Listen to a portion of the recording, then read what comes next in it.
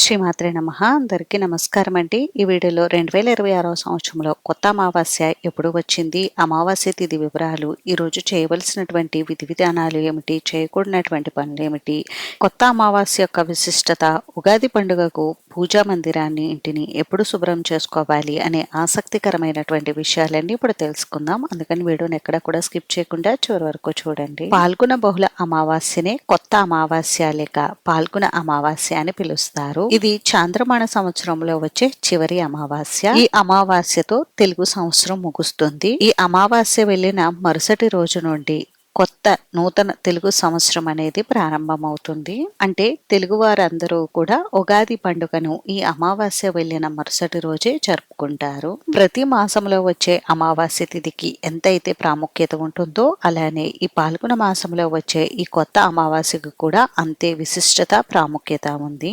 సాధారణంగా మనం ప్రతి మాసంలో వచ్చే అమావాస్య తిథి రోజు పితృకార్యాలు నిర్వహించడం, పిండ ప్రదానం చేయడం, తర్పణాలు వదలడం లాంటివి ఆచరిస్తాము. అలానే అమావాస్య తిథి రోజు లక్ష్మీ ఆరాధన, గ్రామ దేవత ఆరాధన కూడా చేస్తూ ఉంటాము. అలాగే ఈ అమావాస్య రోజు కూడా పితృదేవతలకు తర్పణాలు వదలడం, లక్ష్మీదేవిని ఆరాధించడం, అలానే గ్రామ దేవతలను ఆరాధించడం కూడా తప్పనిసరిగా చేయాలి.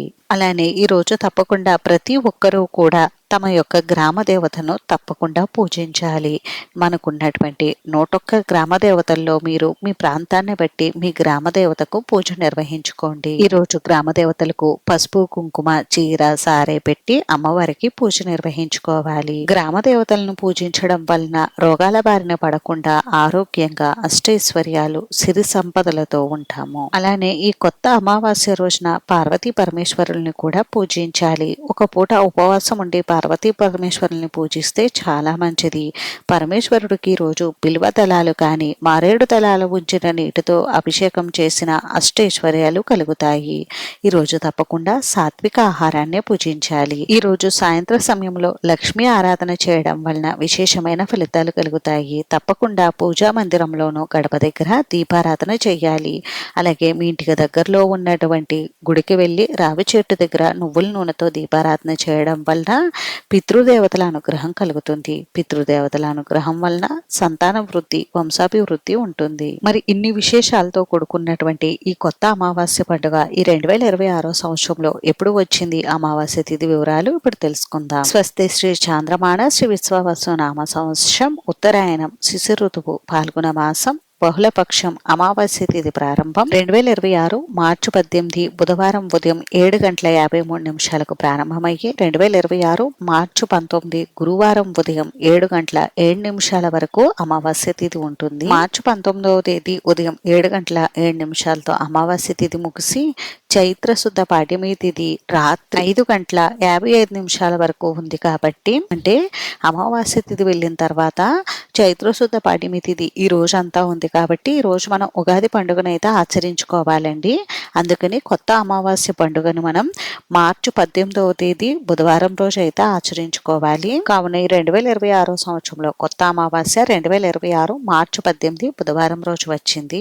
ఈ రోజు పూర్వభద్ర నక్షత్రం ఉందండి. ఈ రోజు ఉదయం 7:53 నుండి మనం అమావాస్య పూజా కార్యక్రమాలు అయితే నిర్వహించుకోవచ్చు. గ్రామ దేవతలకు ఉదయం వేళల్లోనైనా సాయంత్రం సమయంలోనైనా పూజ నిర్వహించుకోవచ్చు. కొన్ని ప్రాంతాల్లో ఉదయం వేళల్లో పూజ నిర్వహించుకుంటే కొన్ని ప్రాంతాల్లో సాయంత్రం సమయంలో పూజలు అనేటివి నిర్వహించుకుంటారు. ఈ కొత్త అమావాస్య రోజు చేయకూడనటువంటి పనులు ఏమిటని అంటే పగటిపూట నిద్రపోకూడదు, ఉల్లి, వెల్లుల్లి, మాంసాహారం లాంటివి అస్సలు తీసుకోకూడదు. అలానే ఈ రోజు ఎవరిపైన కోప్పడడం, నలుపు రంగు వస్త్రాలు ధరించడం లాంటివి కూడా చేయకూడదు. ఈ రోజు దైవారాధన చేస్తే చాలా మంచిది. ఇంకా ఈ కొత్త అమావాస్య తర్వాత రోజే మనకి ఉగాది పండుగ వస్తుంది. కాబట్టి పూజా మందిరాన్ని, ఇంటిని ఎప్పుడు శుభ్రం చేసుకోవాలని చాలా మందికి డౌట్ అయితే ఉంటుందండి. మనకి ఉగాది పండుగ మార్చి 19 గురువారం రోజు వచ్చింది. 18వ తేదీ అమావాస్య కాబట్టి రోజు ఎట్టి పరిస్థితుల్లో కూడా మనం పూజా మందిరాన్ని శుభ్రం చేసుకోకూడదు. మార్చి 17వ తేదీ మంగళవారం వచ్చింది కాబట్టి మంగళవారం కూడా ఇంటిని, పూజా మందిరం లాంటివి డీప్ క్లీనింగ్ చేయకూడదు. కాబట్టి మార్చి 14వ తేదీ శనివారం కానీ, మార్చి 15 ఆదివారం కానీ, మార్చి 16 సోమవారం కానీ ఈ 3 రోజుల్లో మీ వీలును బట్టి పూజా మందిరం అలాగే ఇంటిని శుభ్రం చేసుకోవచ్చండి. అంతేనండి. చూసారు కదా, ఈ వీడియో మీకు నచ్చితే ప్లీజ్ లైక్ చేసి, షేర్ చేసి, సబ్స్క్రైబ్ చేసుకోండి.